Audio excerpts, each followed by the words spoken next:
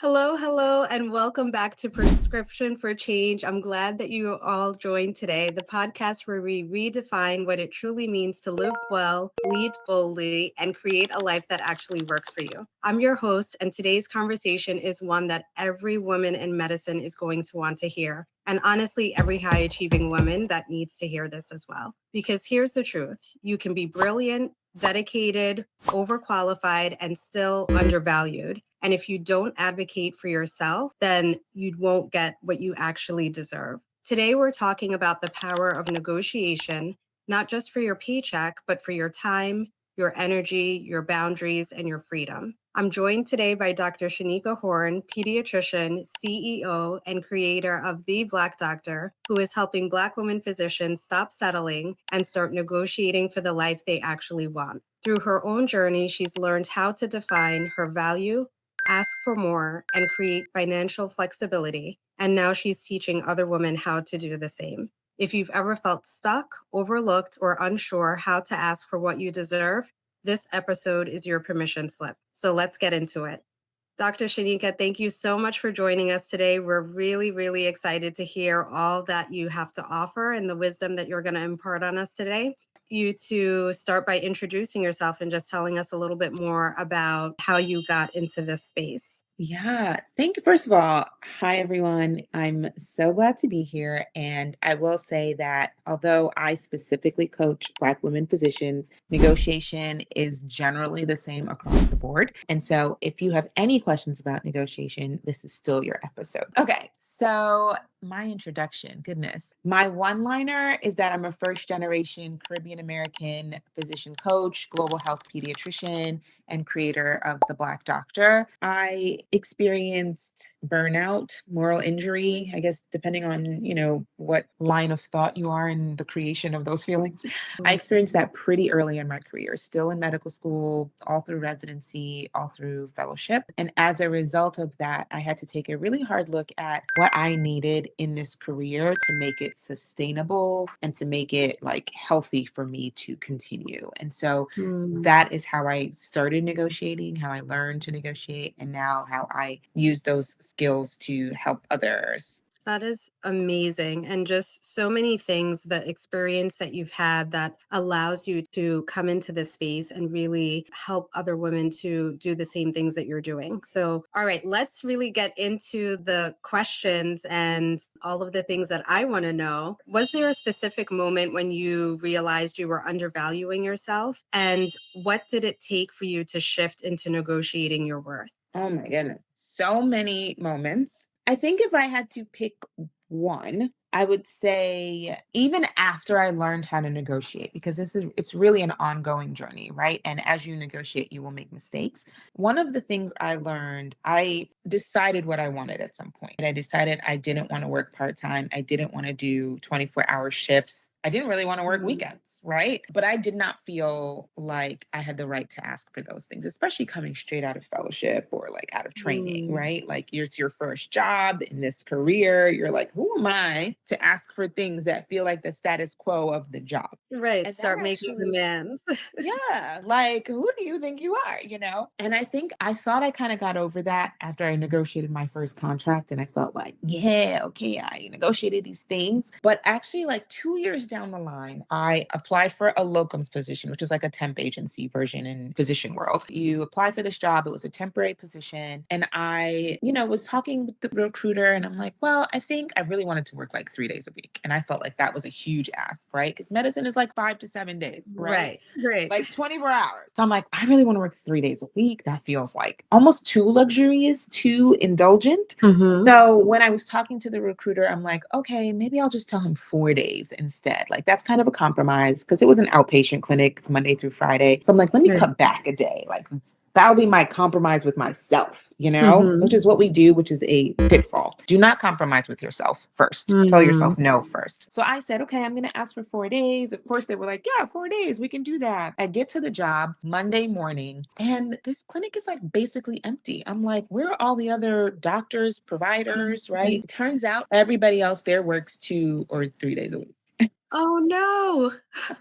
Oh my goodness. And I was You're like, like, "Oh, you sold yourself short." I'm the one who told them I could do 4 days. Like, Right. I'm the one who committed to this time frame that I didn't even want, not knowing, Mhm. and that's the thing, we often don't know what anyone else has asked for, and so we sell ourselves short. So that was a moment where I was like, I valued my own time not as much as I valued their opinion, and I thought Right. that what I was asking for was gonna be unreasonable, and I didn't think that I had the right to ask for it, even though Mm. I had gone through umpteen years of training, acquired so much debt, have literally put my life on the line for this career. I did not feel that I had the right. I think it's really interesting that you bring up the point about just undervaluing yourself first and not realizing that everyone else there had already decided that they were going to work the 2 or 3 days. So it just brings up a really good point is that we are consumed so much, women in general are consumed about other people's perspectives of us Oh,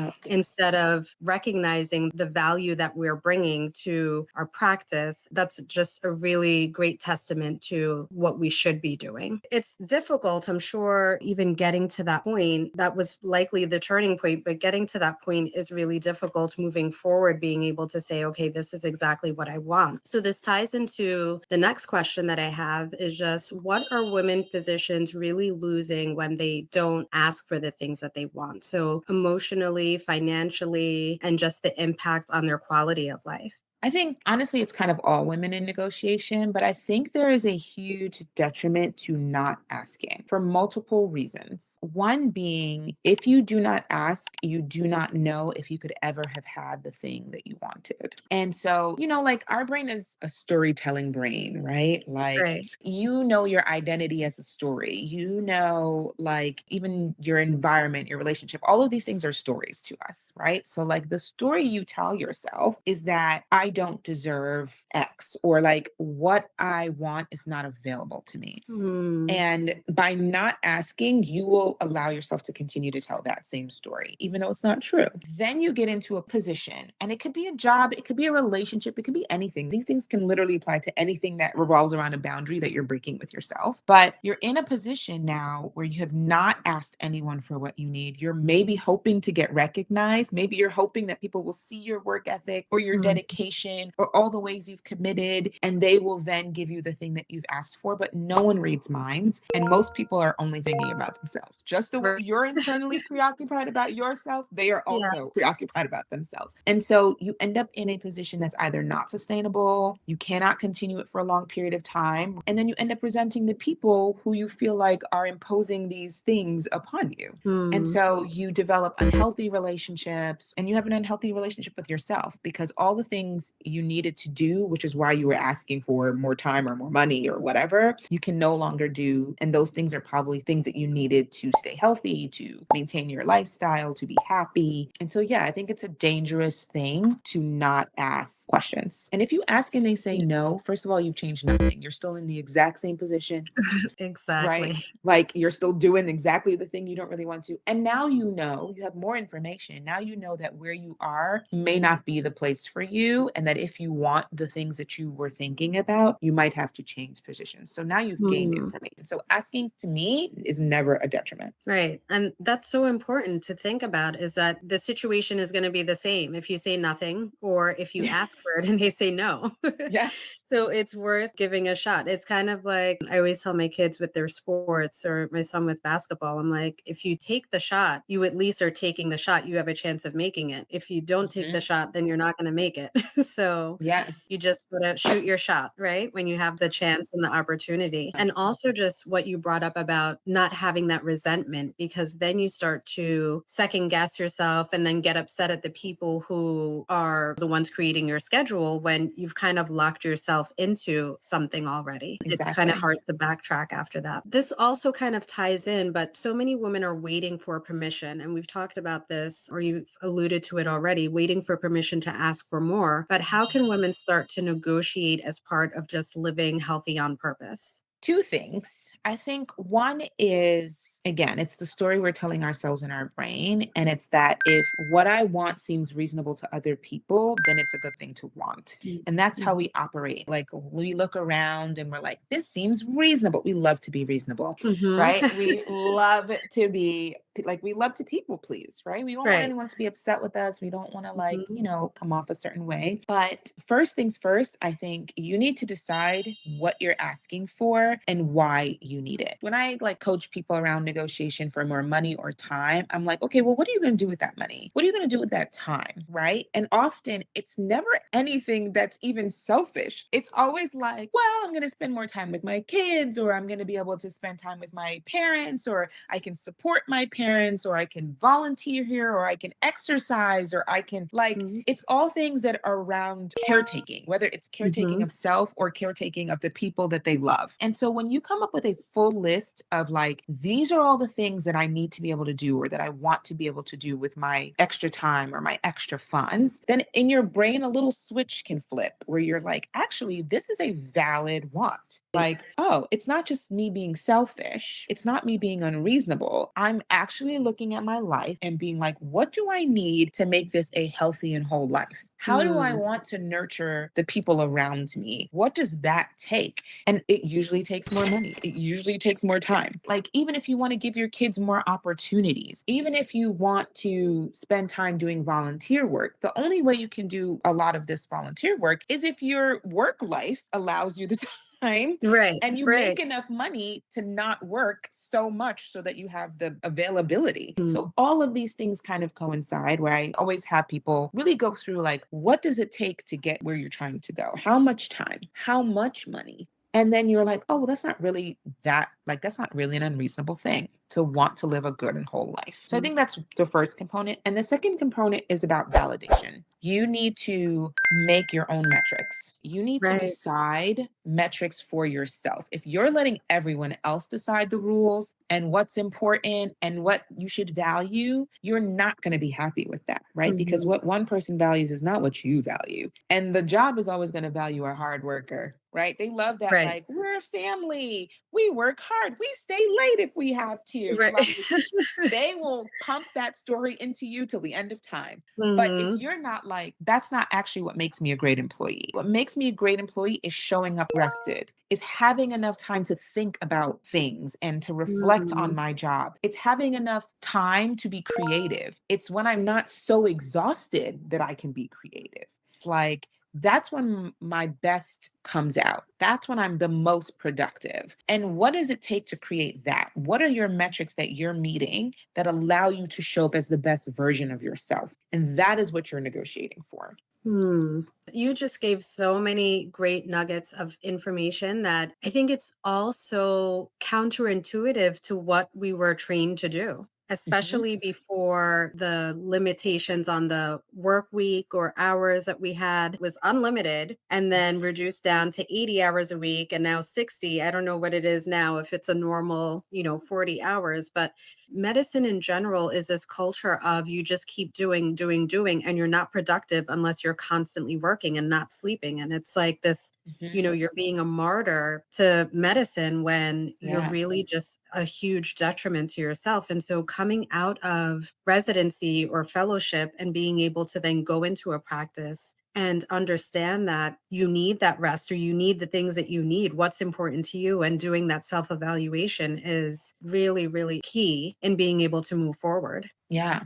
I think also it's a hard identity shift when you're coming out of any kind of like educational program into your first job or into any new environment. And you have to do the work to shift your mindset. You're no longer just this inexperienced trainee. Like, actually, you went to school for it. That is Right. part of the experience. Just because you haven't had a very specific title, like just because you're new to a specific title, doesn't mean that you don't deserve. Like, you Mm. actually front loaded the experience. You actually Right. front loaded the expense. So Mhm. at this point, you might as well, now this is what you were working for, was the Right. ability to earn more and the ability to make leading decisions. So you can't just Mm. be leading decisions as an attending or like as a, core physician somewhere or a manager or a boss or whatever, and you're not doing that for your own life. Right. That's so important. Doctors sometimes make the worst patients.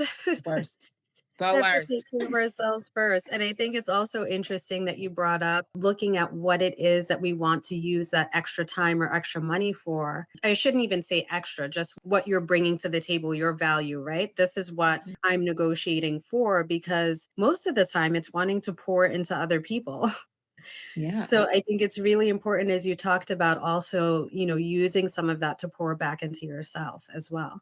So, for the women physicians listening right now who have never negotiated anything before, this is all foreign to them. What are 2 to 3 simple and practical steps that they can take this week to start advocating for themselves? Yeah, I think at baseline, one thing that's hard to convince yourself around is that you're not asking for too much. Like that's Mhm. one of the leading thoughts that people have is I don't know what to ask for. And that's really like I don't want to ask for too much. I don't want to like ruffle the feathers, right? I don't want to like Mhm. Create offend any someone. waves. Yeah, Mhm. exactly. Like stir like rock the boat, right? Mhm. The only way to get around that is to give yourself some knowledge. And so, if you're in a job, not that you're looking for a new job, or maybe you are looking for a new job, talk to people who are hiring, Mm. look at job postings, talk to other people who are looking for jobs. Your brain needs the evidence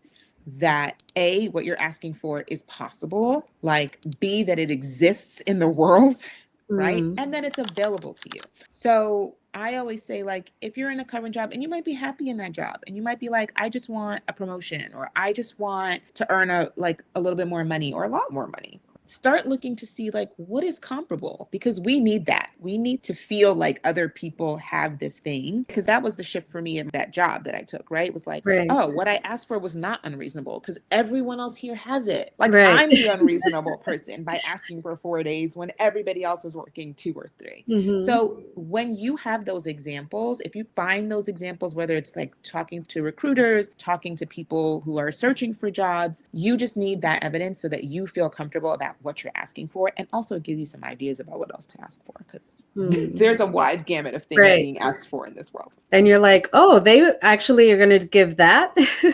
Right. Like Yeah, you sign-on don't bonuses, know what you relocation don't know. bonuses. Yeah, like I've had people whose spouses got jobs at the same place Oh, wow. or like they help them find a job in the community or they help their kids get into private school. If somebody wants you bad enough, they're going to do a lot of things. To Right? get you Like there, right. yeah, I know a provider, she's a mid-level, who had her Ubers paid for this first 6 months of the job because she didn't have a car and it was in a city that, was a little bit hard to get to. Like Right. people are asking for all kinds of stuff. Yes. You just need the proof that someone like you is asking for and is granted these things. And so talking and widening your knowledge base, I think, is Mhm, the first step. Get a grip on what is happening in the world so that you are mhm. like, oh my God, I've really not been asking for enough. Right. That's like step number one. I love that. And it's Yeah. something so simple to do because you're looking at, I mean, I can think about 2 or 3 postings that I've had or emails that I've had sent to me, text messages, or just seeing those little postcards that come in about job offers and, moving here, relocation bonuses, and all these different things. It's very enticing. And you don't realize that there are those things out there. Like you said, someone wants you bad enough, they're going to give you all the things. So Yeah. just really looking at making that list, kind of like a wish list. Like, what Yes. is it that you want? And then looking to see that there's proof that it's out there. And Yeah. it is. It is. It's not Mhm. available everywhere, but it's available. So Right. don't be Right. deterred by the fact that you don't see it in one location. It's Mhm. happening somewhere and probably Right. in multiple somewhere. Yes. All right. And then what has negotiating your own terms made possible in your life? And what kind of freedom do you want more women physicians to experience? Oh my gosh. I remember in residency, like mid residency, you have to decide if you're going to stay a general physician or if you're going to specialize. Hmm. And I just remember thinking, I don't really know what I want to do, but I know I want to travel. I know I want to like enjoy my life. And at the Hmm. time, I was like, I think I need to get paid to travel, right? Because travel felt expensive. As a resident, you're making like nothing. So you're like, it Right. feels expensive. So the only way I'm going to be able to afford to do this is someone pays for this for me. And as it turns out, like I ended up doing locums, which actually does pay for travel, right? Like they pay for all your things. But Right. also, I negotiated my salary, like my money, in order to pay for myself. And that wasn't even Mm. something I had thought about. And so I think where I am now through negotiation is like, I work 2 days in clinic a week and one remote day. Right. I travel for the last, I think last year I tried to slow down a little bit. I don't know how much it worked, but for the last like 3 years, I've literally traveled almost once a month for 3 years. And it could be anything from like a extended weekend trip, or it could be Hmm. like a full 2, 3 weeks vacation. I've taken January's off for the last like, I don't know, 3 years, 4 years, Right. right? You're like, Like, let me start off this new year right. yeah, and not in the cold because I don't like to go outside in the cold. Like nothing's more Right. depressing to me than going to work in the dark in January when it's negative Mm. whatever's because I'm in New York, right? Like it's freezing, it's cold, it's dark. I just don't even want to be there. That to me is like the worst. So I'm like, let me figure out how to take time off in January because Hmm. I need to be somewhere sunny for once. Right. Like these things sound so crazy. And if you had told me this as a starting out in early career, that this is the kind of life I would live, I would have been like, who, where, who does Right. that? You're Like, like, that's in not a what thing. lifetime? Yes, like that's completely unreasonable, right? But Hmm. like honestly, I negotiate for more money because then if I work less, then I don't take as much of a financial hit and I can still afford to care for my family, to Mm. travel, to like I've treated my mom to a birthday trip internationally and or this year it was New Orleans, but for the last several years. I take her Hmm. with me to conferences, I pay for her whole thing. Like I negotiate because it means I can do and I can have that flexibility and freedom. And that is actually what made medicine sustainable for me. Because Mm. at some point I was like, I'm gonna quit this whole shebang. Like this is too Right. much. You're Y'all like, have I'm taken over done. my whole life. Right. And now I'm like, oh, well, I only work 2 days a week in the clinic. Like, I have time to actually miss you people. I have time to actually think about Right. clinical scenarios. Absence Right. makes the heart grow fonder, right? You're like, let Yes. me miss you a little bit.